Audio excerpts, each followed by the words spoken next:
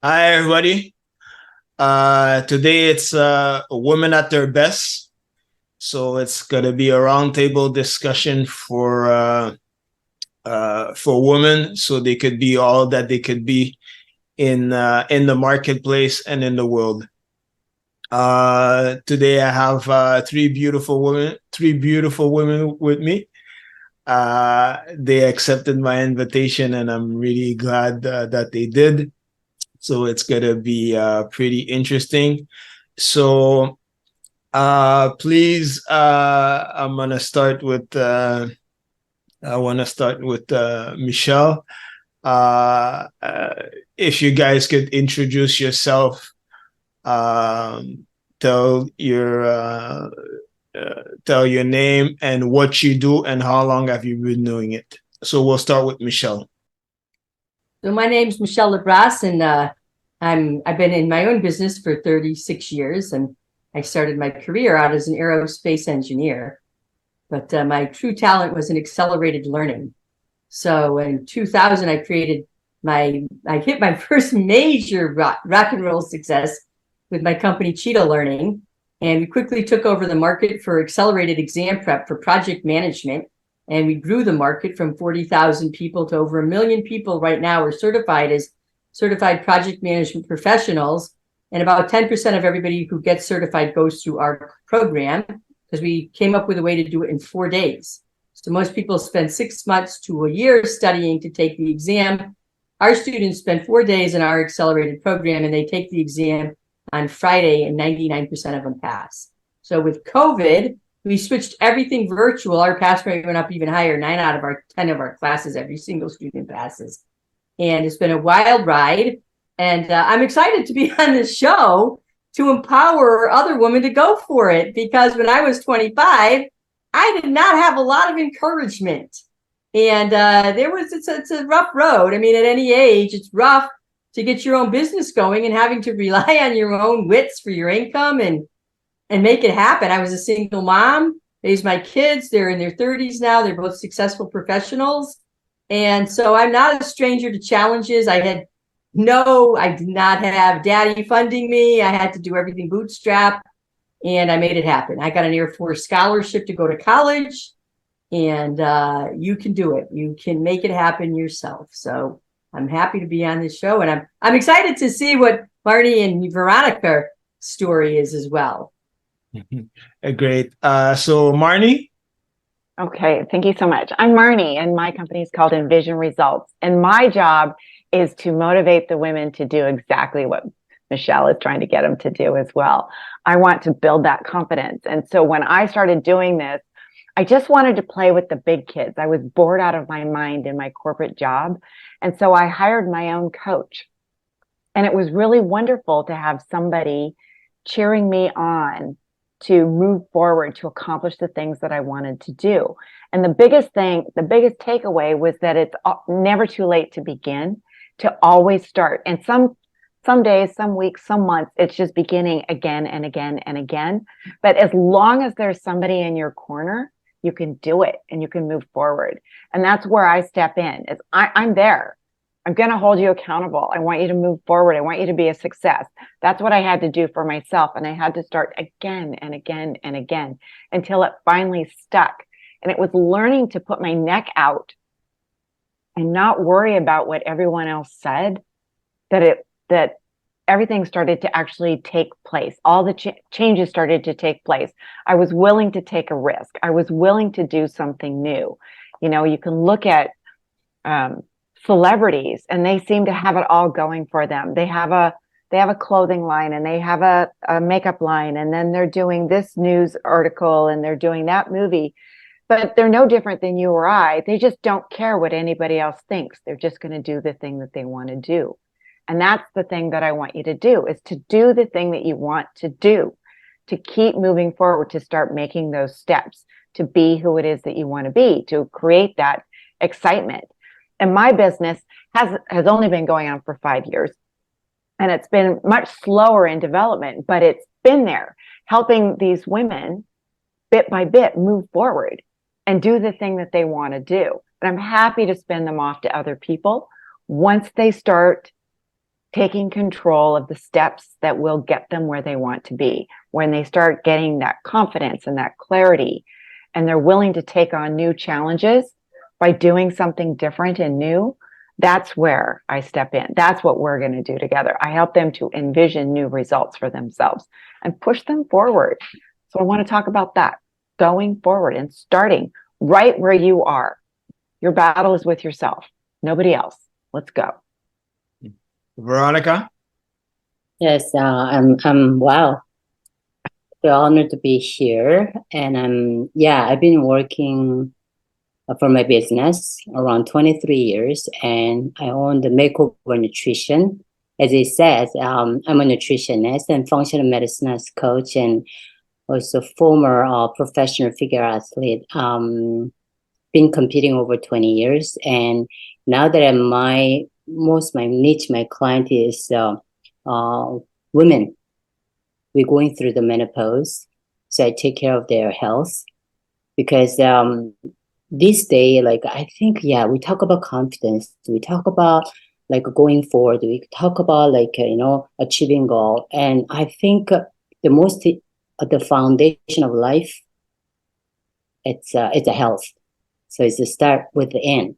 So it's most of the difficult things. We eat until we die. So many things we can control, but comes with food from here to here. It's very hard. Even myself, I actually recognize that. So myself, I see especially women at 40 to 50 and 60 and up, like they've been working so hard as a mother, as a wife, and as a career woman. In the end, when they face to the menopause, and then they start to see that these negative symptoms, and that's where I coming in to help them, to support them, to go through this simply like nourishing the change when they go through the life. That's what I do. So nice meeting you. Mm. Excellent. Nice. So Michelle, can you tell us a little, you said in the intro a little bit about what you were doing and all that. Can you like tell a little bit like the challenges or the obstacles that you face as a woman, like in your journey? It's interesting. I grew up with 4 brothers and I had a feminist father, right? And so it was interesting. It was in the 60s and 70s, and my dad was like a meathead on Archie Bunker. I don't know if anybody's seen that, but he was a socialist liberal, and he wanted to make sure his daughter had every opportunity. We do have his younger sister there. His daughters had every opportunity his sons did. And so I have not had a traditional trajectory that a lot of women do. Okay, so I started my career in aerospace engineering, and I was the only woman in my class. And I didn't see that as a disadvantage because, and I don't want to insult you, Richard, but it wasn't a very hard bar to beat being the only woman in my class. I had no competition. Okay. And so it was easy for me to be top of my class. And so I always saw the situation of being I wasn't really a trailblazer. There were engineers before me. I was in the 80s in Society of Women Engineers. I just happened to be the only woman in ROTC in aerospace engineering. And I've always seen it as an opportunity rather than as a detriment. I've had children, and one of the things I've realized having children is women have a very wide emotional bandwidth.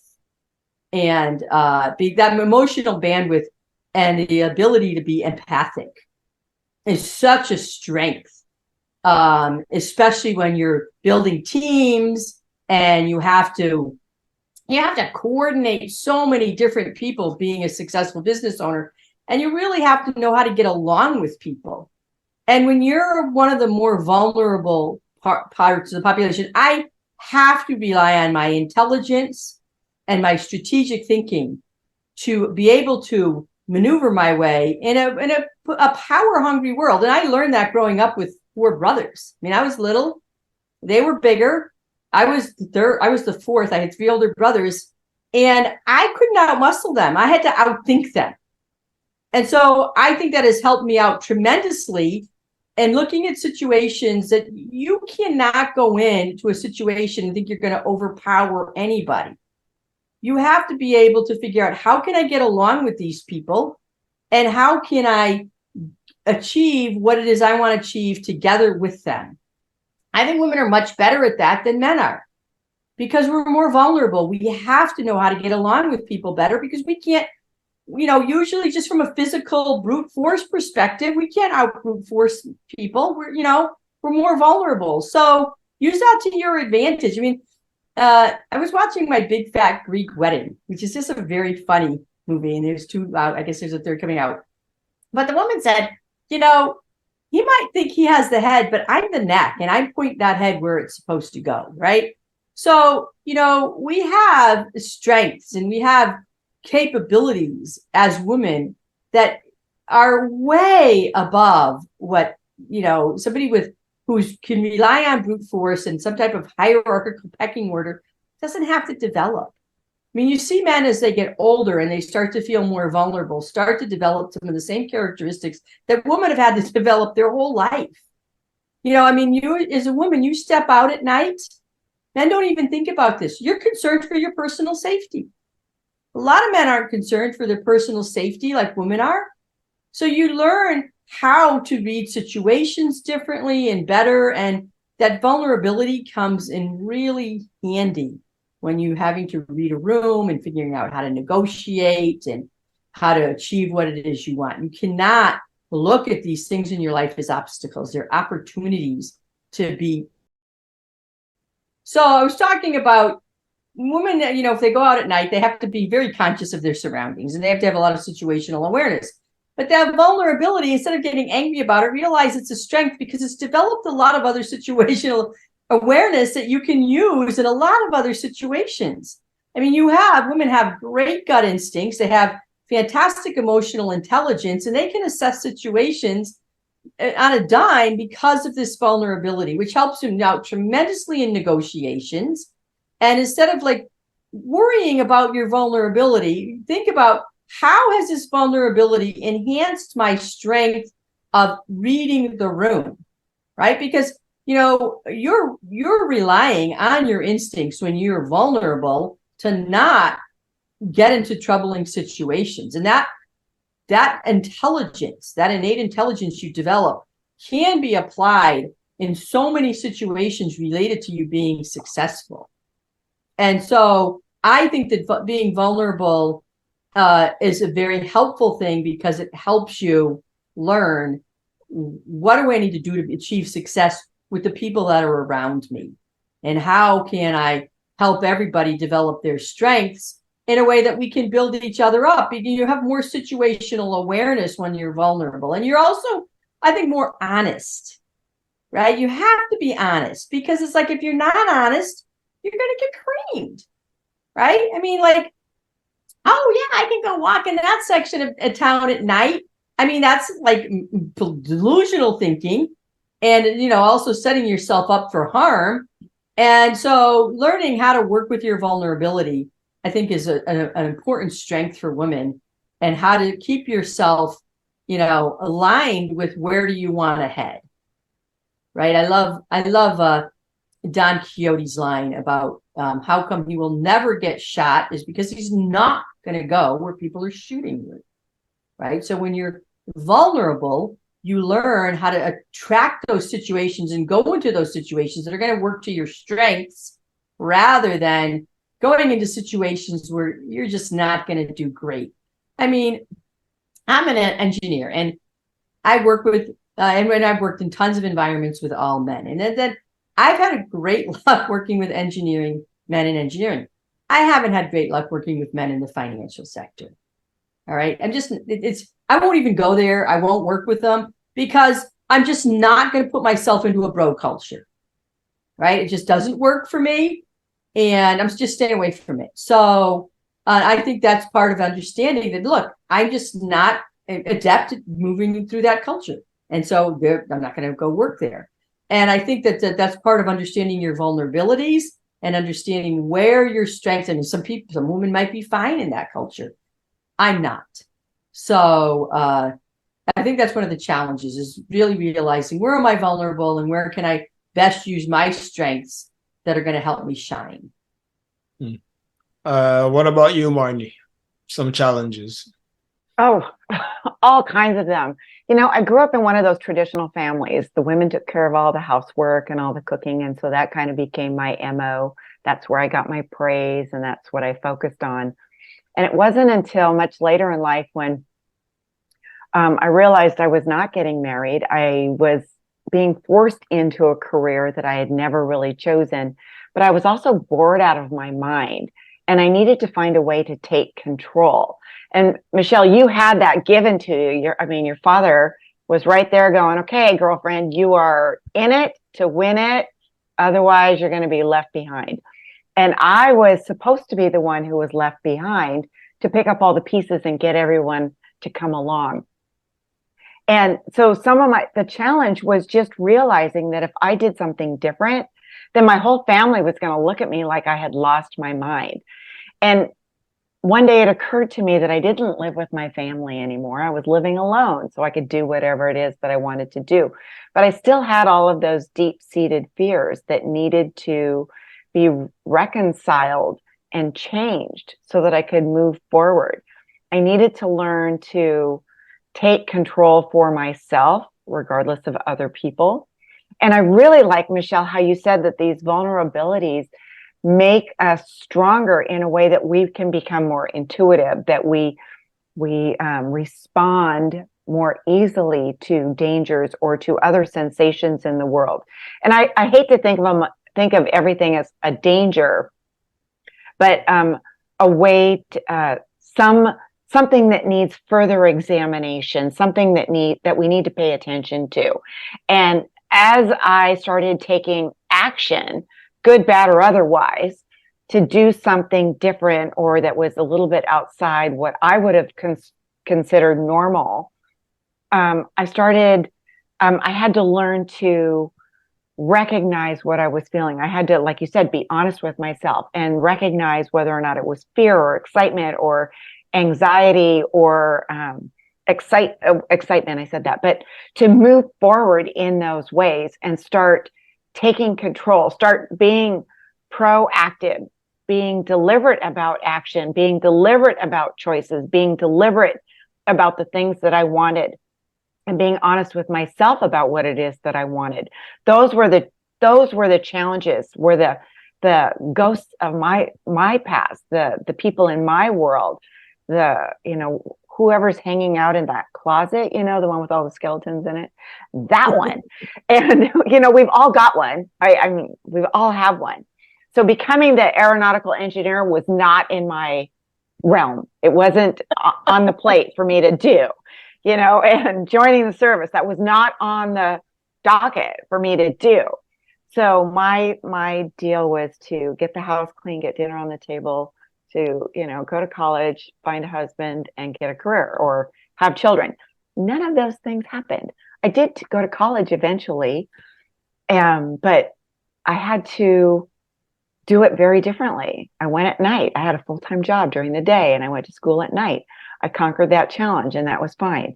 And when I started wanting to have my own business, it was like, well, I don't even know what to do here. I mean, who's going to listen to me? Well, evidently there are people that wanted to listen to me because they could relate to my challenges and I could relate to their challenges. And that's when it became easier to move forward, to take control and to say, look, you have to have a goal. You have to have a direction of some sort. And then when you have some sort of a direction, we can change later. But right now, we're just going to start that direction. We're going to start that way. Don't worry about anything else. We're just going to start going that direction and see what happens. And if we stumble and fall, oh, well, I got a box of Band-Aids, we'll be fine. And we're going to move forward. And those were my challenges, were just the little things, just the saying, okay, I'm going to do something different. It's going to be okay, and one of the biggest challenges was meeting some really successful women, or I would say moderately successful women, and being told that I wasn't needed or necessary because they were already successful. And so anything I had to offer was moot. I mean, they were already there. Well, I know that they aren't. They aren't already there. They're still climbing. They're still trying. And I do have something to offer, and that was a big challenge too, just being able to say, okay, moving on, next, because where there's one person who wants your help, there's more. And realizing that you always have something to give. My challenges were much more mundane. They were just that traditional female stereotype. Let's move outside of that. We can still take some of those aspects with us, that intuition, that caring, that nurturing, that problem solving. All of those things came forward. But being able to just move past the naysayers, to find the people that did want to talk, that did want to do something different. Those were my bigger challenges, and then my family just had to adjust. And at this point, I still don't live with them.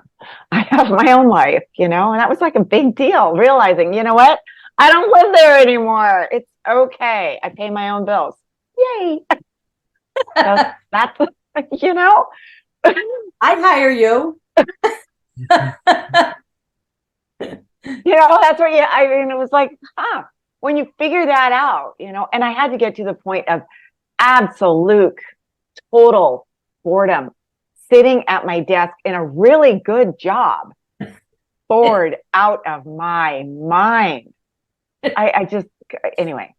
Oh, well, we all have to get to the point that we have to get to, right? Yeah. And success is not linear. It is swirly, twirly, upside down, backwards, forwards. Sometimes you got to do things that you never thought you'd have to do. Oh, dang. And there we go. But you know what? It all leads us to where we need to be. We're all learning something, right? From whatever it is that we're doing day to day, whoever it is that we're meeting, we're all learning something. And how do you go forward? And you can't compare yourself to the next person or the other person. Michelle, I can look at you and go, gosh, why didn't somebody send me to college right away and tell me to take that and to do this and to join the service? Those they just weren't there. Those were not options. And so moving forward, you cannot compare yourself to other people. And again, another big challenge that a lot of people face, a lot of women, well, she's doing so well, or her Instagram looks like this, or Facebook says that, or her husband seems to dote on her hand and foot, and mine won't pick up his blessed socks. You know what? Matters not. It does not matter. The battle is with yourself. And that was the biggest challenge. That was the biggest lesson. The battle is within yourself. Changing that mindset, changing how I react to me and how I react to my actions and my results and my wants and my goals and my desires. Those are the big challenges. Veronica? Oh, thank you for sharing with me.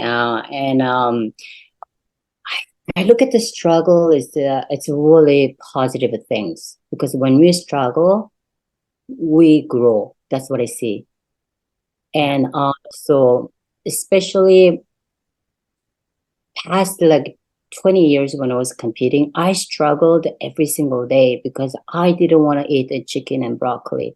I didn't want to go to the gym some days. I just wanted to eat all kinds of processed food and sugar and donuts and candies and chocolate. But that was struggle because I couldn't, because I have to go to compete. I have to make a body, right? So, but over the years and competed, and then yes, luckily I become champion and went through that, and I recognized that what I learned from the competition, I apply that into my life, and also I help my clients, because one thing that I did really well at the competition, it was a consistency. I was very consistent every single day. If it's a discipline. When I make a schedule the night before, like even though my meal timing, like what I have to eat this time, and everything is laid out, and then just next day just check. And every single day I was doing that with the consistency and discipline, and then the end of the day, like I accomplish it. That actually brings up the confidence. And then go through there, I recognize that once when I do it, I achieved it. So that's like everybody see the success in different ways. Or one of the measures is like how much you're making money, your revenue, because that's you can see the how much how you're doing, right? So this day when I look at it, comes with my business, my one of a struggle right now I'm going through. But I'm doing okay because I told myself like this day we produce a lot of content through the online. It can be Instagram, TikTok, and LinkedIn and Facebook, and we do like YouTube, all the platform. And then once you want to build the trust with the viewer, and then from there you get the relationship, and then after that you also that's like a free way to doing the marketing. So that's how you also get the new clients. And myself, past my over 20 years, my client is from the word of mouth, like 85%. Like my clients, when they get result, they are like walking billboard, They don't have to say. The people come to ask, what did you do? Then they just threw my name. So that's how I built my business. And now things are changed. Of course, the food industry is always changed. If you go through the social media, like, kale is good for you. Past 20 years, kale was a superfood. Now the people say kale is bad for you. Okay, now the people like eating only the carnivore diet, only eating meat and salt. And there's people that still talking about just like a vegan diet. They're all over the map. So people, they get lost because they're overwhelmed with so many content, the information. And what I'm struggling when I look at this social media, they are not, maybe they just wanted to share their experience, but they're not really licensed nutritionist or a registered dietitian. But they say, oh, I lost 30 pounds. I have this supplement. I lost all the belly fat. And then there's like 100,000 of people are following them, listen to them. And at the end of the day, with my experience, when I talk to people, like you have to work hard. There's no magic pills. There's no secret comes with really creating health and losing weight. It's like every day what you do consistently, that's bring you the result.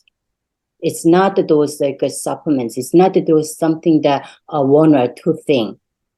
So, and then they create so many like exercise names, fancy name. They go with the trend, but at the end of the day, just go back to basic. Even exercise wise, body meant to move. You just have to move every single day, and things that you feel good about it afterwards, or you can do it, or you really enjoy to do it. So that way you can make the lifestyle. So when I look at those people like just gimmick or like a temporarily or just a trend, and they just giving those information. And here is Veronica talk about lifestyle. Here's Veronica talk about you have to work hard, you have to eat a certain way, you have to do exercise, you have to sleep well, you have to hydrate yourself. It's a boring stuff. When I talk, people like, oh no, we don't want to work, but we want to look good and be healthy. But it's too much work when we follow Veronica. So this is where I struggle right now, how to actually tell the people, but I'm being true. I'm being honest. The body is like, our body is like, whatever you do, it goes that way. So this is where like, how do I compete with these people out there? They're not telling the truth, but they are smart enough to do marketing.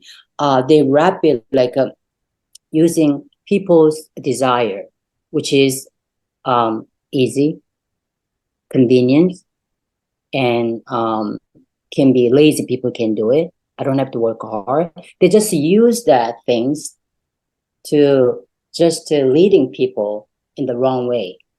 So that's my struggle right now. Like so far, with my experience, 25 years, just dedicated more health and fitness. And now this day, more and more is going towards like a new generation as well, even like my age of ladies, that it's too much work. They don't want to do that.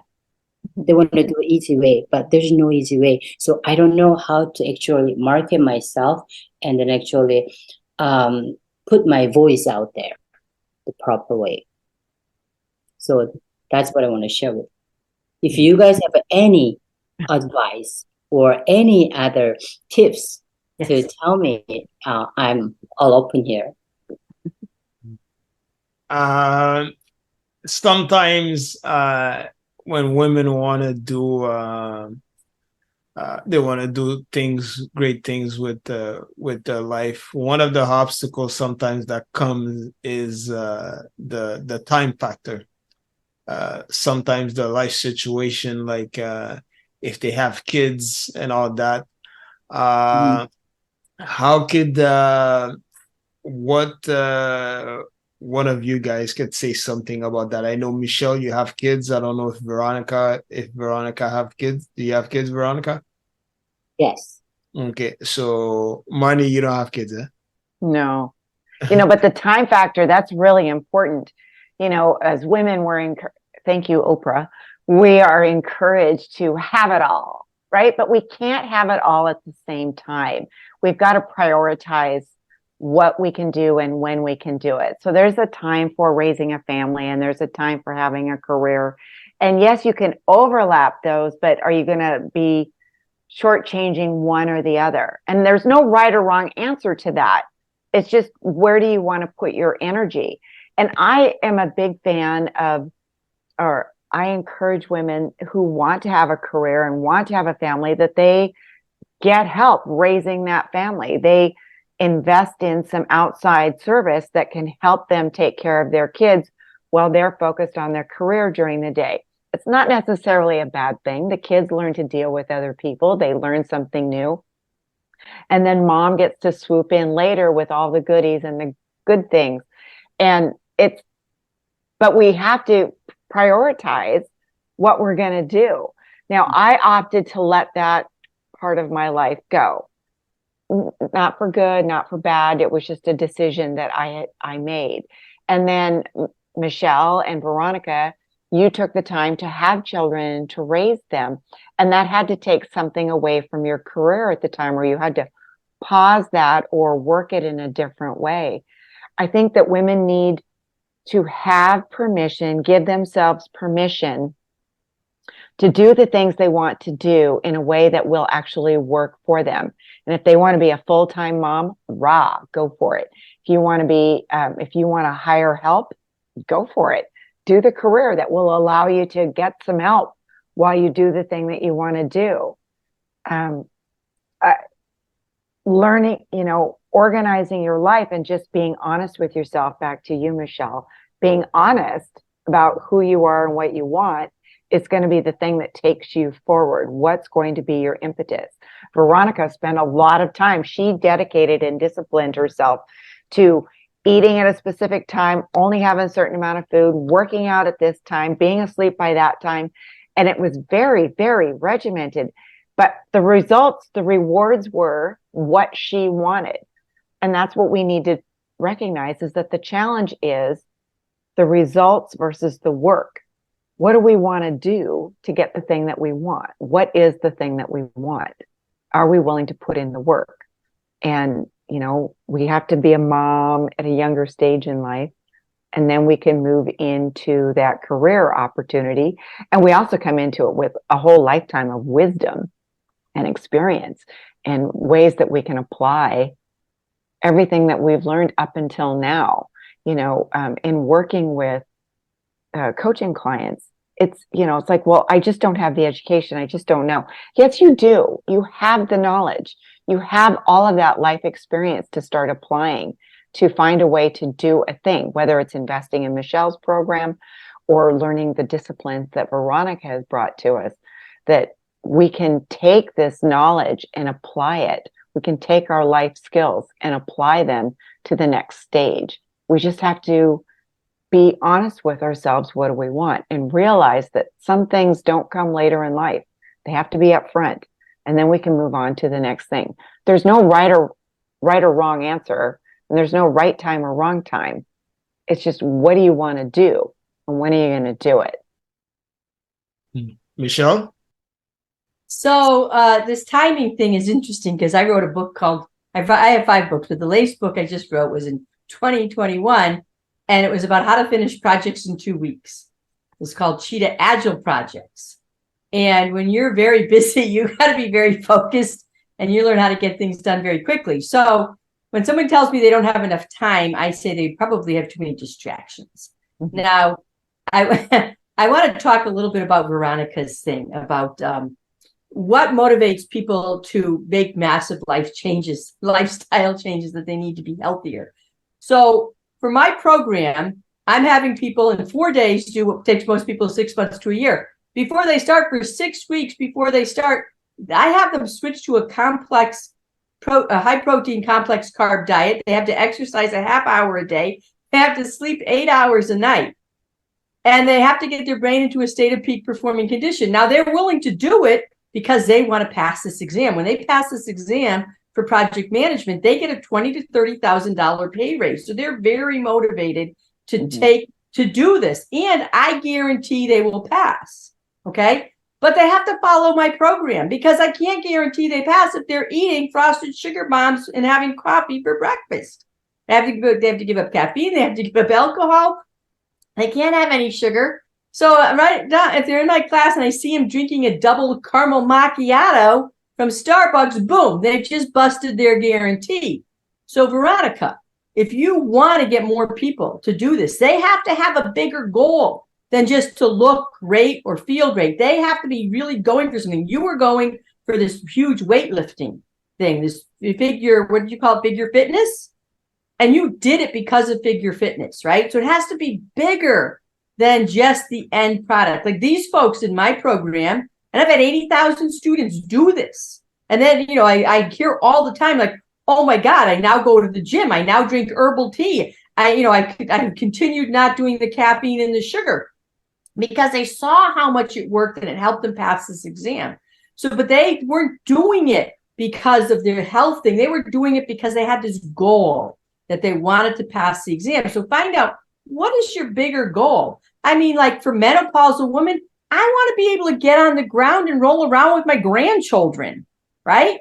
That's a bigger goal. I want to be able to get up off the floor. I want to go to a sushi restaurant with my friends and be able to get up off that table and not look like an invalid, right? So that's a bigger goal than just, I'd like to be in a size 12 jeans, right? It's like, what do you want to do that's beyond what you're adapting? You have to change your lifestyle for, because you have to change the lifestyle to get there. Like, there's no way a 70-year-old woman is going to be getting on and off the floor with their grandchildren unless they're doing some exercise, unless they're paying attention to how their body is changing as they get older. I mean, like, I'm 61. I don't want to have any of my joints replaced, right? I go to the pool every day. I work out in the pool. I swim every day. I'm working on, I said to myself last night, I want to become a great sleeper. I mean, how many people aspire to be a great sleeper? But, I know that if I get more sleep and I do a better job sleeping, I make such better decisions during the day, right? And I feel better, and it's easier for me to go to the gym. I don't eat any sugar because I haven't for years. It's just not good for me. But I know that because of my brain, right? You have to practice what you preach, but you got to go for the bigger goal than just, I want to change my lifestyle. Well, why do you want to change your lifestyle? Right? What is it that's driving you to what's the why? And when you get to the why, then people are going to move heaven and earth to make it happen. Like my folks, they want more career recognition. They want to pass this exam. They don't want to be stuck in the dead end project management jobs. And pray tell they lose their job. You can't even get hired anymore without this credential as a project manager. So they're willing to do whatever it takes to pass this exam. And I encourage them. I have a 6-week pre-course that they have to go through, but then during the class, we do stretching and breathing. I became a registered yoga teacher in order to incorporate better activity into the actual class. We lead them in stretching and breathing every 90 minutes because it helps their brain, which they take on, but it's all for passing this test. It is not for, you're just doing this to make you feel good. No, we're doing this because you want to get promoted. You want to pass this test. This is what you got to do. Just like you knew, I got to eat chicken and broccoli if I want to be a good competitor, right? You were just eating chicken and broccoli because you thought it was good for you. You had an end goal. And I think that if you focus there on the big why, you're going to get a lot more people, because it's like, hey, let's use your nutrition. Let's use your lifestyle to really go for it in your life.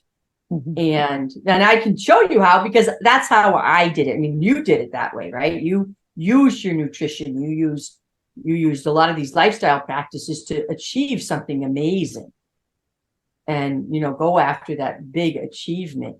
I mean, the time issue, it's funny. I'm an aerospace engineer, so I'm also into quantum mechanics. And I say time is relative, because it is so relative, right? And when you're focused and you set up 15 minutes, I just have 15 minutes and I have to get this done, it blows your mind what you can get done in 15 minutes, right? And so that's my whole Cheetah Agile certified is how do you get things done in a very focused amount of time and don't have any distractions. Like, who cares what's going on Facebook? Delete it off your phone, right?